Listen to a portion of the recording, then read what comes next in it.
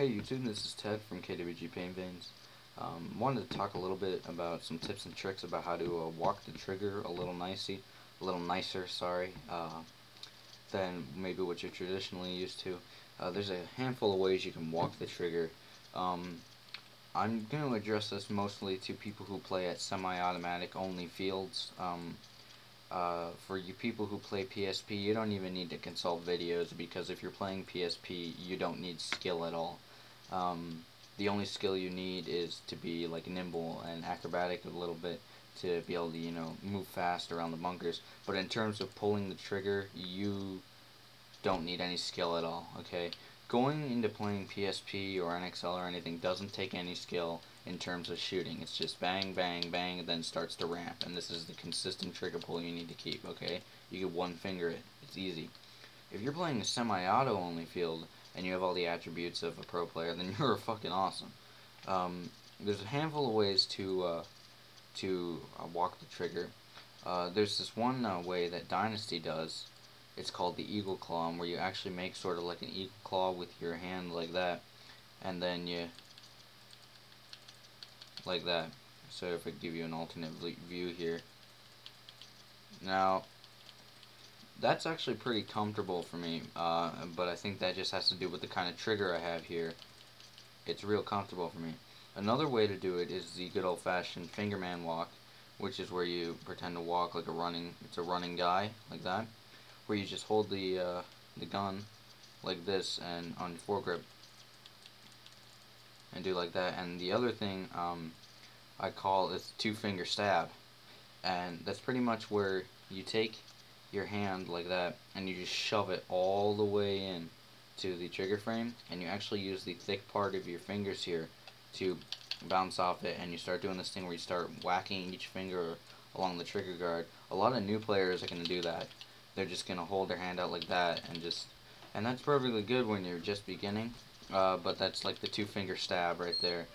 Most people, when they get good at it, will start doing the eagle claw or just the good old-fashioned like that. Wanted to talk about some trigger geometry, or how a trigger is kind of made. Turn on the light here, sorry for the blinding light. Most triggers that are made on the high-end markers that are for PSP play are really shitty. Like, I'm not gonna lie, for PSP play, it doesn't take a lot of skill, so it doesn't really matter what the trigger is like as long as you can pull it and it works. This is an ultralight style trigger that's stock for an SLG right here. As you can see, the point of pivot is right here, okay, right where this hole is. This is a spider marker grip frame right here. Let me show you a little bit about what's going on. I couldn't really take this trigger out. I didn't want to knock this pin out. I was too lazy. But let me show you essentially how this trigger works, okay? I got the handy dandy iPad out. Let me show you what works. Now I'm opened up to Adobe IDEA.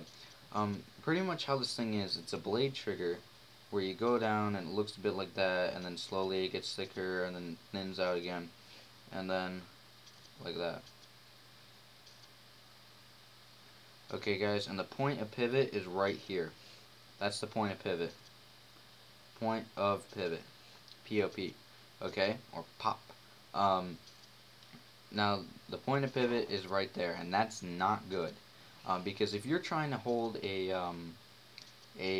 grip at a 45-degree angle like that, and you're trying to hold it comfortably at that angle or whatever, a gun that that has a pivot there will not shoot very nicely, because the pivot's there and you got to pull that extra distance for it to hit the micro switch that's going to be here. The ideal trigger would look a bit like this.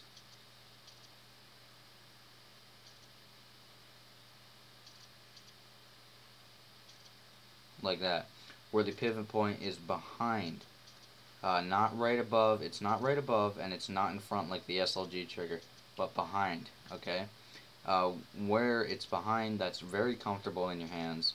When you are holding it at that 45-degree angle, it's nice, it's comfortable, it feels natural to you, and it's easy to walk, because as you're pulling that trigger, your hand's in a nice, relaxed, comfortable position, and that trigger doesn't have to travel far for the point of pivot for this right here to hit the micro switch or whatever you're using. So where the pivot point is in the back, it's where it's most comfortable to be shooting at. My CP sling trigger that I have on my SLG right here has a pivot point right here on the back, and the tab hits the micro switch and the gun fires, and it's really comfortable to be shooting with. With this is not that comfortable to be shooting with on a semi-automatic mode, and as you can see, I got rid of this trigger because this is like trying to play semi-automatic with a brick stuck in between here. I mean, it's terrible. So yeah, I hope that helped out with any questions or whatever. I did go over what kind of walking modes there are. And really, my tip for players who just want to practice playing semi, walking the trigger, there's nothing better to do than turn the gun on, and if you have eyes, turn those eyes off, and just practice walking. That's all you gotta do. You don't need to play at a field to practice walking. You can just turn that gun off and sit in your room and just practice. So yeah, thanks for watching this video.